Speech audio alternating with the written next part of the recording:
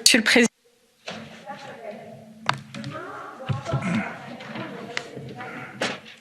Commercial est soumis à votre approbation. Demain, avec son adoption, vous porterez la voix d'une Europe plus crédible, efficace et ambitieuse. Demain, avec la modification de ce règlement, vous répondrez aux attentes de nos entreprises, de nos citoyens, pour une Europe qui s'affirme et protège. Demain, par ce vote, vous permettez que l'Europe transmette un message à ses partenaires. Les règles existent et elles doivent être respectées. Rapport de force, affrontements, tensions commerciales, c'est dans ce contexte géopolitique de rivalité économique que l'Europe doit s'inscrire, avec un gendarme du commerce mondial vacillant. Depuis un peu plus d'un an, en décembre 2019, l'organe d'appel de l'Organisation mondiale du commerce ne compte plus qu'un seul juge. Face au refus américain de nommer de nouveaux membres, le système de règlement des différends est paralysé. Confrontés à cette situation de blocage, nous ne pouvions rester sans agir. Et la révision du règlement, avec la proposition initiale de la Commission, était donc bienvenue. Le Conseil s'y est rapidement rangé, instaurant une forme de statu quo. Nous, parlementaires, avons saisi l'importance de cette révision. Audacieux et déterminés, avec un mandat clair, nous avons réussi à aller au-delà. Chers collègues, ce vote, il représente également la voix d'un Parlement uni au service de l'Europe qui gagne en crédibilité, en efficacité, en ambition. Anne-Michel, Bernd, Reinhard, Emmanuel, Helmut, merci de votre confiance et de ce travail conjoint. Ensemble, nous avons porté dans les négociations l'impérieuse nécessité de muscler notre politique commerciale, le pressant devoir de défendre nos intérêts européens, l'impératif renforcement de notre arsenal juridique.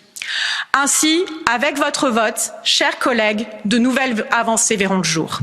Permettez-moi de rentrer dans les détails.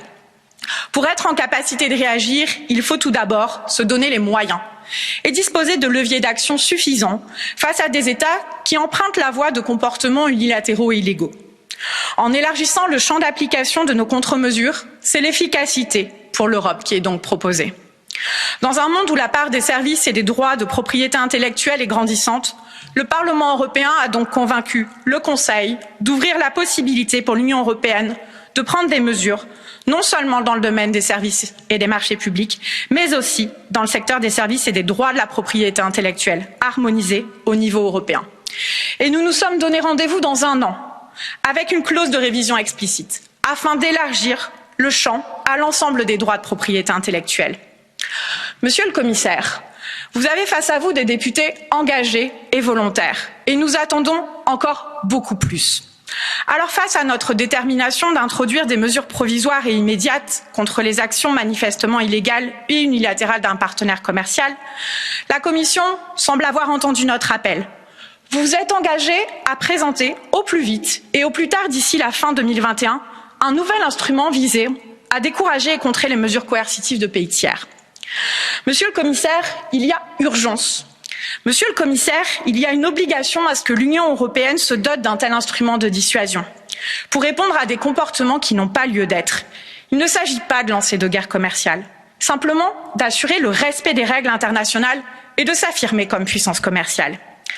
Chers collègues, dans cet accord institutionnel, les trois institutions, Commission, Conseil et Parlement, se sont engagés avec une déclaration conjointe. Et j'espère vivement que nous ne devrons pas attendre la fin de l'année pour que la Commission vienne avec une proposition. Répondre immédiatement à des mesures peu ou pas conformes au droit international est essentiel. C'est un enjeu de crédibilité. Avec l'arrivée de Joe Biden à la présidence des États-Unis, beaucoup imaginent que nous sommes à l'abri de mesures infondées auxquelles nous habituait Donald Trump. Du côté américain, peut-être, toutefois, mais les effets extraterritoriaux de leurs lois demeureront certainement en cœur. Par ailleurs, d'autres États ne sont pas en reste et nous ferions une erreur à attendre. Notre boîte à outils comporte peu de tournevis ou de clés à molette. Il est grand temps de la compléter et il est grand temps d'avoir toutes ces clés qui nous permettront d'ouvrir davantage de portes. Enfin, chers collègues, nous connaissons tous les enjeux relatifs aux dispositions en matière de développement durable dans nos accords. Monsieur le commissaire, la Commission s'est engagée à traiter, avec le Chief Trade Enforcement Officer et le nouveau point d'entrée unique, toutes les violations des dispositions en matière de respect du droit du travail, de lutte contre le changement climatique ou encore de droits de l'homme, au même niveau que les plaintes relatives à l'accès au marché.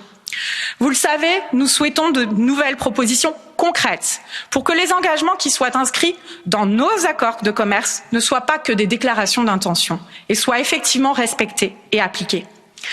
Demain, chers collègues, je tiens à le rappeler ici et devant vous, nous rappellerons que l'Europe doit continuer de soutenir sans relâche le système multilatéral et les règles de l'OMC.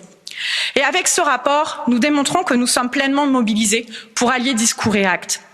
Demain, chers collègues, avec la mise à jour du règlement sur le respect des règles en matière commerciale, c'est donc bien le choix de l'efficacité, de la crédibilité, de l'ambition, le choix de notre autonomie stratégique.